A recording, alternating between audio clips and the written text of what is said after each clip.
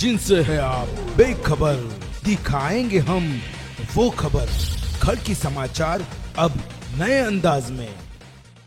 वैजापूरचा विकास आणि उमेदवार यावर आपण आज वैजापूर तालुक्यामध्ये आलो आहे। अशातच आपण येथील अपक्ष उमेदवार ज्ञानेश्वर घोडके साहेब जे ओबीसी मुद्द्यावर लढत आहे आणि त्यांच्याशीच जाणून घेऊया या वैजापूरच्या रणधुमाळीमध्ये। ज्ञानेश्वर साहेब, आपलं खडकी समाचारमध्ये पुन्हा एकदा स्वागत आहे। ज्ञानेश्वर साहेब, मला एवढं सांगा, ओबीसीचा मुद्दा सध्याला खूप गाजत आहे, याबद्दल आपण काय बोलणार? नाही, मुळात गेल्या 1 वर्षापासून आरक्षणाचा वादाचा मुद्दा महाराष्ट्रभर पेटलाय। जरांगे पाटील यांनी ओबीसी मधूनच आरक्षण पाहिजे अशी त्यांनी हट्ट पकडलाय आणि मुळात ओबीसी मध्ये घुसखोरी होऊ नये अनेक आंदोलन त्या माध्यमातून झाले। महाराष्ट्रामध्ये ओबीसी नेते टार्गेट केले गेले, त्यामध्ये आदरणीय छगनराव भुजबळ साहेब असतील, ओबीसी नेते मुंडे साहेब असतील, पंकजाताई असेल, जानकर साहेब असेल, यांना हेतू पुरस्कार पाडले गेले। मुस्लिम बांधवांना जवळ घ्यायचं, जलील साहेबाला पाडायचं, धनगर बांधवांना जवळ घ्यायचं, जानकर साहेबांना पाडायचं, इकडं पंकजाताईला धनगर समाजाबद्दल बोलायचं, पंकजाताईला पाडायचं। हा खेळ यांनी आता थांबवला पाहिजे।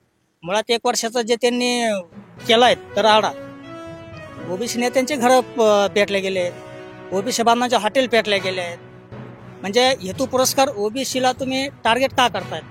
त्याच मुद्द्यावर ओबीसीचा आरक्षणाला कुठेही धक्का लागू नये, त्यामुळं ओबीसीच्या 18 पगार जाती, त्यामध्ये मुस्लिम समाज असेल, माझा बौद्ध समाज असेल, धनगर समाज असेल, नावी समाज असेल, माझा धोबी समाज असेल, मातंग समाज असेल, या 18 पगार जातींना ह्यावेळेस न्याय देण्यासाठी मी निवडणुकीच्या रिंगणात आहे आणि ओबीसी मुद्द्यावर मला मतदान करावं, सभागृहात पाठावं अशी मी विनंती करतोय। सर, सध्याला वैजापूरचं राजकारण खूप तापलेलं आहे आणि विरोधक टीका करतात विकासाबद्दल।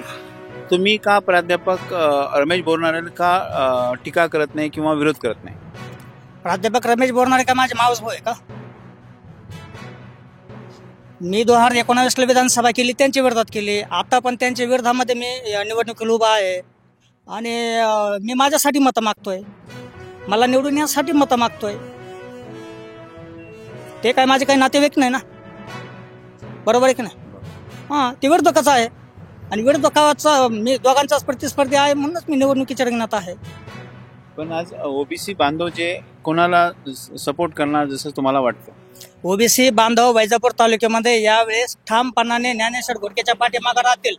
गेल्या 1 वर्षापासून तळागाळामध्ये ज्ञानेश्वर घोडकेंचं काम आहे आणि ओबीसी चळवळीमध्ये माझा मोलाचा वाटा या तालुक्यामध्ये राहिलेला आहे। अनेक आंदोलनं केली, वैजापूर शहर बंद केली, त्यावेळेस माझा हा सक्रिय सहभाग आहे आणि ओबीसी वर्ग हा माझ्या पाठीमागे आहे आणि मला यावेळेस सभागृहात जाण्याची संधी नक्की देईल। धन्यवाद ज्ञानेश्वर घोडके साहेब, आपण जे आम्हाला मोलाचं मार्गदर्शन केलं आणि वैजापूरच्या निवडणुकीत आपण पण उभे आहात, यासाठी आमच्या शुभेच्छा आपल्याला। धन्यवाद। कैंसर के सामने जहां हर पल महत्वपूर्ण होता है, वहां एक ऐसी जगह है जो सहानुभूति, समर्थन और संवेदना प्रदान करती है। आपका स्वागत है उम्मीद पैलिएटिव कैंसर केयर सेंटर में, जहां हम सहानुभूति और विशेषज्ञता के साथ देखभाल को नया रूप देते हैं। यहाँ हमारी समर्पित चिकित्सा पेशेवरों, योगदानकर्ताओं और देखभालकर्ताओं की टीम अपने रोगियों के जीवन की गुणवत्ता को बढ़ाने के लिए दिन रात मेहनत करती है।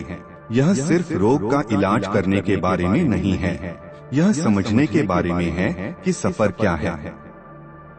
हम संकट समाधान देते हैं और समय को बेहतर बनाते हैं। दर्द प्रबंधन से लेकर भावनात्मक समर्थन तक हम अपनी सेवाएं प्रत्येक व्यक्ति और उनके परिवार की विशेष आवश्यकताओं के अनुसार व्यवस्थित करते हैं। हमारे संपूर्ण देखभाल दृष्टिकोण में चिकित्सा देखभाल को कला और संगीत जैसी थेरेपियों के साथ जोड़कर एक समर्थनमय वातावरण प्रदान करता है, जहां उपचार की प्रक्रिया फलने की संभावना होती है। पेशेंट केयर गिवर हमें उम्मीद पैलिएटिव कैंसर केयर सेंटर में इलाज ही नहीं, एक समुदाय मिला जो हमारी समझता है और परवाह करता है। हमारी स्थानीय उपलब्धियों में स्थान हमारी स्थिति को शांति और समृद्धि देने वाली एक संबल परिसर है। हर पल को महत्व देने के हमारे मिशन में शामिल हों। साथ में हम कैंसर से जूझ रहे लोगों को आशा, गरिमा और समर्थन प्रदान कर सकते हैं। साथ में हम बदलाव ला सकते हैं।